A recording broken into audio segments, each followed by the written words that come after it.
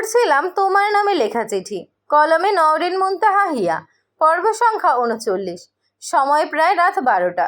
হাসপাতালের এক বেডে ইনায়া অজ্ঞান অবস্থায় শুয়ে রয়েছে, তার হাতে ক্যানেলো লাগানো। অতিরিক্ত চিন্তা আর হঠাৎ করে এমন দুর্ঘটনার কথা শুনে ইনায়ের প্রেশার কমে যায়, যার কারণে তার শরীর দুর্বল হয়ে গেছে। ডক্টর তাকে স্যালাইন দিয়েছে। ইনায়ের জ্ঞান ফিরে আসে, সে পিট পিট করে চোখ খোলে। সামনে এক পলক তাকিয়ে নিজেকে এক অজানা জায়গায় আবিষ্কার করে। হাতে থাকা ক্যানেলোর দিকে চোখ যায়। এরপর অরণ্যর অ্যাক্সিডেন্টের কথা তার মনে পড়ে। ডক্টরের মুখে অরণ্যের মৃত্যুর কথা শুনে সে অজ্ঞান হয়ে গেছে। অরণ্যর কথা মনে পড়তে ইনায়া চিৎকার দিয়ে উঠে বলে, অরণ্য, আমার অরণ্য কোথায়? আমি অরণ্যর কাছে যাব। ইনায়ের চিৎকার শুনে বাইরে থেকে ইভান কেবিনের ভিতরে আসে। মূলত ইভান এত সময় ইনায়ের কেবিনের বাইরেই তার জ্ঞান ফেরার অপেক্ষা করছিল, কিন্তু সারাদিন অনেক টায়ার্ড থাকার ফলে তার শরীরে একটু বিশ্রামের প্রয়োজন ছিল, যার জন্য সে বাইরে বসে থাকতে থাকতেই ঘুমিয়ে পড়েছিল। হঠাৎ করে ইনায়ের কণ্ঠ শুনে তার ঘুম ভেঙে যায়। ইনায়া বেড থেকে নেমে যায়। তার হাতে থাকা ক্যানেলা জোরে টান দিয়ে খুলে ফেলতে যাবে, তখন ইভান তার কাছে ছুটে আসে। ইভান বলে, কি হয়েছে ইনায়া? কোনো সমস্যা হচ্ছে তোমার? শরীরকে অতিরিক্ত খারাপ লাগছে? ডক্টরকে ইনফর্ম করব?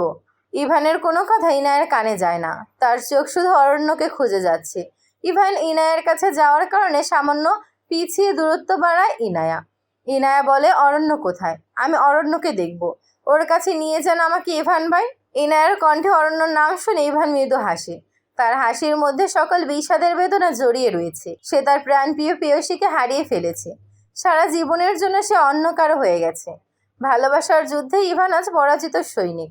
শত দুঃখ তার কষ্ট অন্তরে লুকিয়ে রেখে ইভান শান্ত স্বরে জবাব দেয়, তোমার অরণ্য বেঁচে আছে ইনায়া। যাকে তুমি তোমার সমস্ত দিয়ে ভালোবাসো, সেই ভালোবাসার মানুষ জীবিত রয়েছে। অরণ্যর বেঁচে থাকার কথা শুনে ইনায়ের হৃদয় জুড়ে প্রশান্তিতে ভরে যায়। তার সকল চিন্তা আর উন্মাদনা শান্ত হয়ে যায়। সে হাসি মুখে বলে, সত্যি বলছেন ইভান ভাই? অরণ্য সুস্থ হয়ে গেছে? কোথায় অরণ্য? ওর কাছে নিয়ে যান আমাকে। অরণ্যকে দেখবো আমি। ইনায়ের হাসি মুখ দেখে ইভানের মুখে তাচ্ছিল্যের হাসি ফুটে ওঠে। আজ থেকে ইভানের উপর সকল অধিকার তার মিথ্যা। অন্য পুরুষের ভালোবাসার মানুষ আর বউয়ের প্রতি অনুভূতি তার মনে আর রাখবে না ইভান। তাদের মধ্যে থাকা সকল সম্পর্ক শেষ। তার চাচাতো ভাইয়ের প্রতি মনে আবেগ জমিয়ে রাখা তার জন্য পাপ। নিজের জীবন থেকে ইনায়া নামক মানুষটার ভালোবাসাকে হারাম বলে দূরে সরিয়ে রাখি ইভান। ইভান বলে, চলেন ইনায়া, আপনার অরণ্যর কাছে যাব আমরা। হাসপাতালে এক কেবিনের সামনে পায়চারি করছেন মিলন সাহেব। তার মুখে চিন্তা, ভয়, কষ্ট সবকিছুর ছাপ রয়েছে। কেবিনের ছোট জানালা দিয়ে ভিতরে থাকা রোগীর মুখ দেখার প্রয়াস করে যাচ্ছে। লাশ ঘর থেকে যখন মিলন সাহেব আর ইভান বেরিয়ে আসে, তখন এক ডক্টরের সাথে তাদের দেখা হয়। ডক্টর জানান, অরণ্যরাজ চৌধুরী অ্যাক্সিডেন্টের পর তাকে এই কেবিনের সামনে রাখা হয়েছে, যেখানে উনি দাঁড়িয়ে রয়েছেন। তার অবস্থা খুব খারাপ। মাথা থেকে প্রচুর রক্তক্ষরণ হয়েছে। শরীরে বিভিন্ন জায়গায় আঘাত লেগেছে। অরণ্যর অবস্থা প্রতিনিয়ত খারাপ হচ্ছে। অরণ্যের কেবিনের সামনে উপস্থিত হয় ইনায়া। তার সাথে রয়েছে ইভান আর নাতাশা। রেহানা বেগম আর অরুণা বেগম এখন বাসায় গেছে। নাতাশা তাদের মিথ্যা সান্ত্বনা দিয়েছে যে অরণ্য সুস্থ হয়ে গেছে, কারণ রেহানা বেগম অতিরিক্ত কান্না করার ফলে অসুস্থ হয়ে পড়ে। ইনায়া দ্রুত এগিয়ে আসে কেবিনের কাছে। এরপর বলে, ভালো বাবু, অরণ্য কোথায়? ডক্টর কি বলেছে? মিলন সাহেবের মুখ গম্ভীর করে বলেন, অরণ্যর অবস্থা ভালো না রে ইনায়া, ওর মাথায় অনেক আঘাত পেয়েছে। ডক্টর কেবিনের ভিতর গিয়েছে, এখনও বের হন নাই। মিলন সাহেবের কথা শুনে ইনায়া প্রত্যাশিত মুখ চুপসে যায়। তার চোখ শান্ত হয়ে যায়। মনের মধ্যে জ্বলে ওঠা আশার প্রদীপ আবার ঘন কালো মেঘেই ঢেকে যায়। ইনায়ের চোখের মনি শান্ত। তার কোণে ভেসে ওঠে একটা কথা, তার অরণ্য ভালো নেই। ইনায়ের কথাটা মনে আওড়ালো অল্প সময়। এরপর কেবিনের দরজার সামনে যায়। কেবিনের ভিতর থাকা 10-12 জন ডক্টরের মধ্যে তার চোখ যায় এক নিথর দেহের দিকে। ইনায়ের মনটা বড্ড বেসামাল হয়ে যাচ্ছে তার স্বামী নামক মানুষটার মুখটা একবার দেখার জন্য, কিন্তু চারপাশে ডক্টররা ঘিরে রয়েছে, যার কারণে সে অরণ্যকে দেখতে পায় না। তবে শুধু অরণ্যর হাতটাই দেখে সে। ডক্টর তার হাতে জমে থাকা রক্ত পরিষ্কার করছে। ইনায়া চাতক পাখির ন্যায় দীর্ঘ সময় অরণ্য রক্তমাখা হাতের দিকেই তাকিয়ে থাকে। প্রায় 10 মিনিট পর ডক্টর বের হয়ে আসে। মিলন সাহেব বলে, ডক্টর, অরণ্যর অবস্থা কেমন? ও কি সুস্থ হয়ে যাবে? ডক্টর বলে, দেখুন, আমরা চেষ্টা করছি, কিন্তু ওনার মাথায় আঘাতটা খুব ভয়ঙ্কর। মাথার ভিতরে রক্ত জমে গেছে। আজ রাতের মধ্যে যদি অপারেশন না করা হয় তবে ওনাকে বাঁচানো অসম্ভব। তাহলে অপেক্ষা কেন করছেন ডক্টর? অপারেশন শুরু করেন, যত টাকা লাগবে তত দিব, কিন্তু অরণ্যের যেন কিছু না হয়। টাকার কোনো সমস্যা হবে না সেটা আমি জানি, তবে অ্যাক্সিডেন্ট, অরণ্যর শরীর থেকে অনেক রক্ত বের হয়ে গেছে। রাত প্রায় 12টা, এমন সময় কোনো রক্তদান সেন্টার খোলা থাকবে না, আর ও পজিটিভ রক্ত খুঁজে পাওয়া মুশকিল। ডক্টরের কথা শুনে ইভান বলে, ডক্টর আমার রক্ত ও পজিটিভ, যদি কোনো সমস্যা না থাকে তবে আমি রক্ত দিতে চাই। ইভানের রক্ত দেওয়ার কথা শুনে ইনা অবাক হয়। যে ইভান অরণ্যের নাম অবধি শুনতে পেত না, সে তার জন্য রক্ত দেবে? রক্তের সম্পর্ক বুঝি এমনই হয়। শত ভুল, রাগ, অভিমান থাকুক না কেন, বিপদে আপদে একে অন্যের সাহায্য অবশ্যই করে। এনায়ের কথাটা ভেবে শত কষ্টের মধ্যেও ভালো লাগে।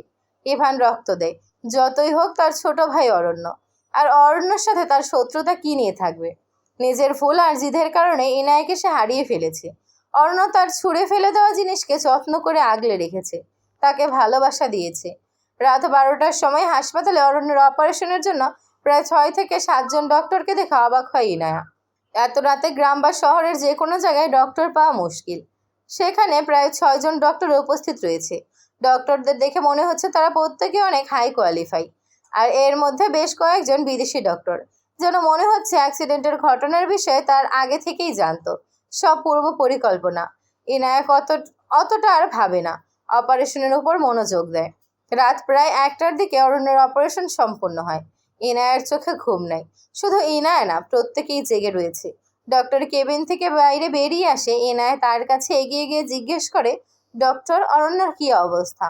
অপারেশন কি সাকসেসফুল হয়েছে? ডক্টর বলে, অপারেশন সাকসেসফুল হয়েছে, কিন্তু মাথায় অতিরিক্ত রক্ত জমাট বাঁধার কারণে অরণ্যরাজ চৌধুরী কোমায় চলে গেছেন। ডক্টরের মুখে কোমায় চলে যাওয়া কথাটা শুনে ইনায়ের পা থমকে যায়। সে এক পা পিছিয়ে যায়। সেদিন হাসপাতালের কেবিনের সামনে দাঁড়িয়ে অনেক কান্না করেছে সে। ইভান আর নাতাশা তাকে সান্ত্বনা দিয়েছে। মিলন সাহেব নিজেও পাথর হয়ে যান। ডক্টরের কথা অনুসারে অরণ্য কোমা থেকে বের হওয়া আদৌ সম্ভব না।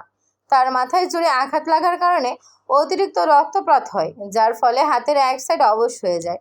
যদি অরণ্য কোনোদিন কোমা থেকে বের হয়, তবে তার হাতের ডান সাইড অবশ্যই থাকবে। প্রায় 2 বছর পর সময় চলে যায় তার আপন গতিতে। এই 2 বছরে ইনায়ের জীবনে অনেক পরিবর্তন এসেছে। সে একজন বিজনেস লেডি।